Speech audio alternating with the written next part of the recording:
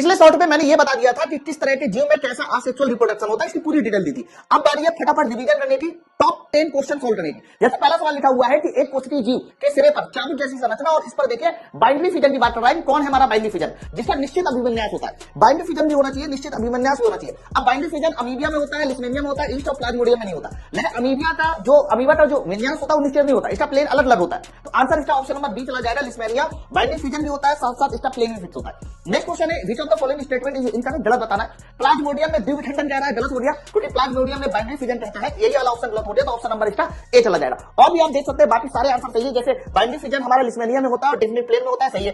Amoeba में कोशिका दौरान के दौरान दो कोशिकाओं में किसी भी तल पर हो सकता है, ये भी सही है। ईस्ट में छोटे छोटे मुकुल बनते हैं जिसको आप बर्डिन कहते हैं, ये वाला पॉइंट भी हमारा सही है।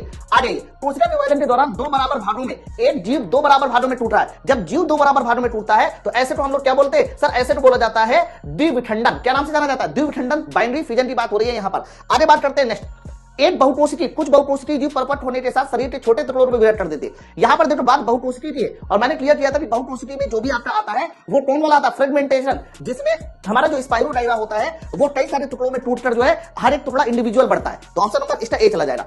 राइजोपस का डायग्राम दिया है और इन्होंने बोला है कि प्रजनन अंगों के बारे में बताओ। ये टूटी का भी सवाल है।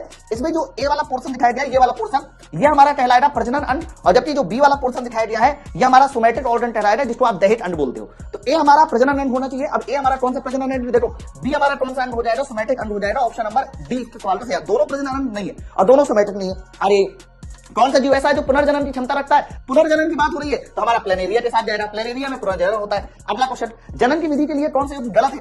हाइड्रा में बर्डिन बोला है, स्पाइरोगायरा में हमारा खंडन बोला है, अमीबा में द्विखंडन बोला है, ब्रायोफाइलम में बीजाणु निर्माण बोला है, गलत हो गया। बच्चों जो बीजाणु निर्माण होता है, स्पोर फॉर्मेशन होता है, वो राइजोपस में होता है, ब्रायोफाइलम में नहीं होता। तो डी वाला ऑप्शन हमारा गलत हो गया, मतलब गलत पूछा था इसलिए। किस भाग में टाइप प्रवर्धन नहीं होता, वेजिटेटिव प्रोपगेशन नहीं होता। वेजिटेटिव प्रोपगेशन पत्ती में होता है, इसके अलावा हमारा रूट में होता है, इसके अलावा जड़ों में होता है। तीनों एग्जांपल मैंने आपको बताया, बट बीज में वेजिटेटिव प्रोपगेशन नहीं होता। ये वाला पोर्शन गलत हो जाएगा।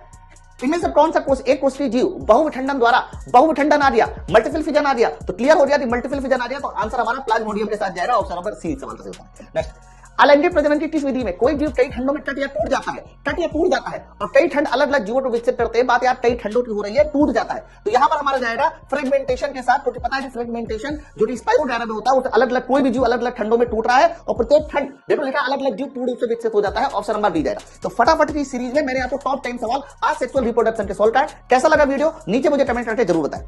ऐसे बेहतरीन कॉन्सेप्ट को सीखने के लिए ज्वाइन करें उड़ान बैच।